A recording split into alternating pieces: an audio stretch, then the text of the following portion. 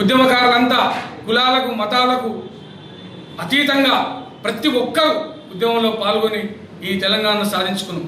అలాంటి తెలంగాణ సాధించుకున్న తర్వాత తెలంగాణ వచ్చిన తర్వాత ఈ బంగారు తెలంగాణ అవుతుంది, బంగారు తెలంగాణలో మా బతుకులు బంగారం అయితే అని చెప్పేసి ఆశపడ్డ ఉద్యమకారులకు నిరాశనే మిగిలింది. ఆ గత ప్రభుత్వంలో కానీ ఈ ప్రభుత్వంలో కానీ ముఖ్యంగా ఆ రోజు రేవంత్ రెడ్డి గారు అధికారంలోకి రాకముందు ఉద్యమకారులకు ఎన్నో వాగ్దానాలు చేశాడు. పెన్షన్లు ఇస్తాడు, అమరవీరుల కుటుంబాలకు చేస్తాడు, మరి 250 గజాలు ఇస్తాడు. మరి ఏ ఒక్కటి ఇట్లా ఇంతవరకు నెరవేర్చిన దాఖలాలు లేవు. మరి అదే మా కవితక్క గారు తెలంగాణ రక్షణ సేన చీఫ్ కవితక్క గారు మరి ఒక్క వాగ్దానం చేశారు. మా ప్రభుత్వం కనుక వస్తే అమరవీరుల కుటుంబాలకు ₹1 కోటి చొప్పున పరిహారాన్ని ఇస్తామని చెప్పడం ఇలా జరిగింది. నిజంగా కవితక్కకు ఈ రాష్ట్రం మీద పూర్తి అవగాహన ఉంది.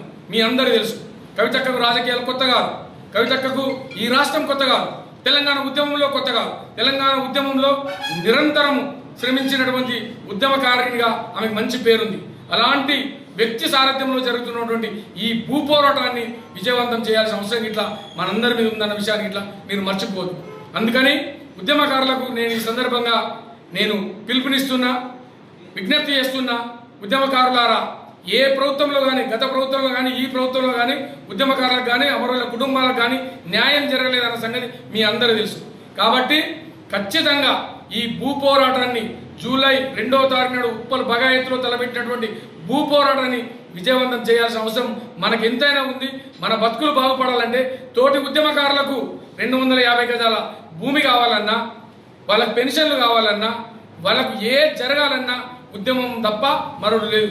మరో తెలంగాణ ఉద్యమం లాంటి ఉద్యమం ఈ భూ పోరాట ఉద్యమం జరిగేనే తెలంగాణ ఉద్యమకారులకు ఇట్లా న్యాయం జరుగుతుందని చెప్పేసి మేము నమ్ముతున్నాం. కాబట్టి తెలంగాణ రక్షణ సేన వ్యవస్థాపక అధ్యక్షురాలు కవితక్క గారి ఆధ్వర్యంలో వారి సారథ్యంలో పెద్ద ఎత్తున భూ పోరాటం జరగబోతుంది.